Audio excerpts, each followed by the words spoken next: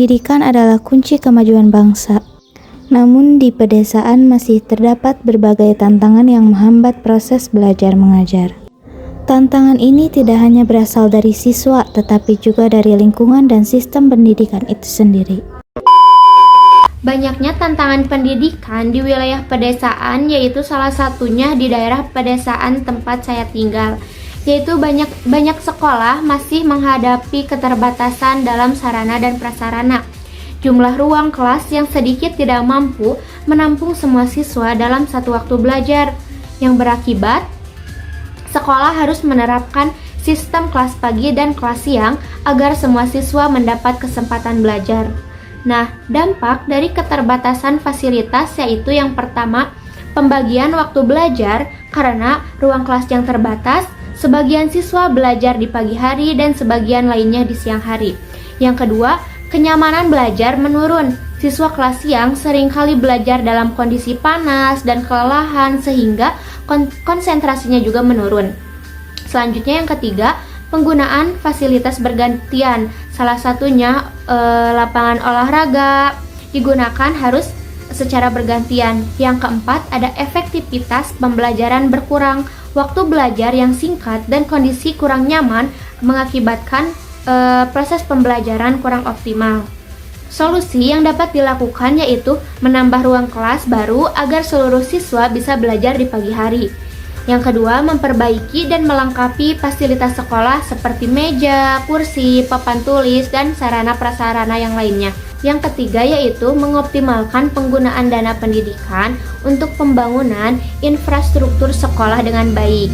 Lalu tantangan yang kedua yaitu minimnya media ajar dalam proses pembelajaran, yaitu di mana banyak sekolah masih kekurangan media ajar seperti alat peraga, media digital, atau bahan ajar interaktif yang mendukung proses belajar mengajar.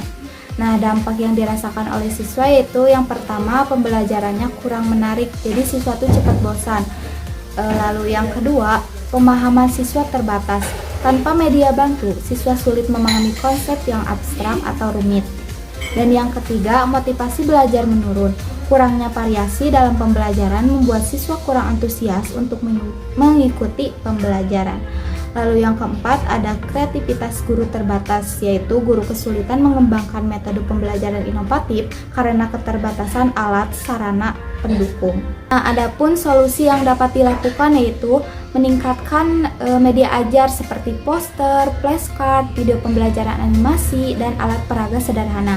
Lalu yang kedua, melatih guru agar mampu membuat dan memanfaatkan media ajar yang kreatif. Lalu yang ketiga, mengoptimalkan teknologi digital seperti penggunaan media interaktif dan platform belajar online. Yang ketiga, rendahnya karakter disiplin guru. Masalah utama yaitu sebagian guru masih menunjukkan kurangnya kedisiplinan, seperti datang terlambat dan tidak mempersiapkan pembelajaran dengan baik, atau kurang konsisten dalam menerapkan aturan di kelas. Dampak terhadap peserta didik yaitu yang kesatu, menurunkan kedisiplinan siswa, secara cenderung meniru perilaku gurunya. Jika guru tidak disiplin, siswa pun akan menganggap disiplin bukan hal penting. Yang kedua yaitu kualitas pembelajaran menurun, ketidaktepatan waktu dan persiapan yang kurang membuat proses pembelajaran tidak berjalan maksimal. Yang ketiga, hilangnya keteladanan guru seharusnya menjadi panutan. Ketika guru tidak disiplin, wibawa dan kepercayaan siswa terhadap guru bisa menurun. Yang keempat, budaya sekolah melemah. Rendahnya disiplin guru dapat menciptakan budaya sekolah yang longgar dan kurang tertib. Adapun solusi yang dapat dilakukan, meningkatkan kesadaran dan tanggung jawab guru terhadap perannya sebagai teladan. Menerapkan sistem keteladanan dan pembinaan disiplin secara berkelanjutan, memberikan penghargaan bagi guru disiplin dan evaluasi bagi yang sering melanggar aturan. Membangun budaya positif di sekolah agar kedisiplinan menjadi kebiasaan bersama. Lalu, yang keempat, ada keterbatasan faktor ekonomi.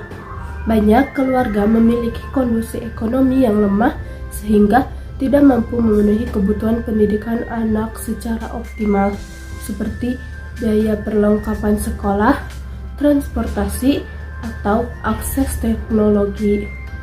Nah, dampak yang dirasakannya yaitu 1. Kesulitan memenuhi kebutuhan sekolah.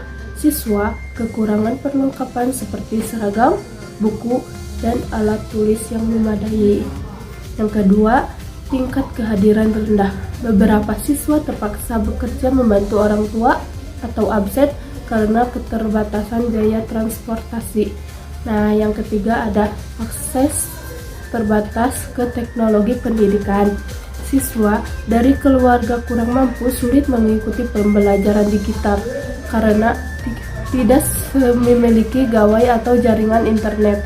Yang keempat ada motivasi belajar menurun.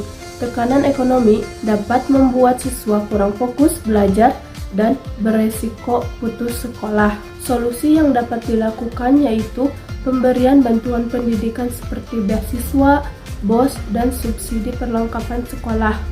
Program kolaborasi dengan masyarakat dan pemerintah untuk mendukung anak dari keluarga tidak mampu.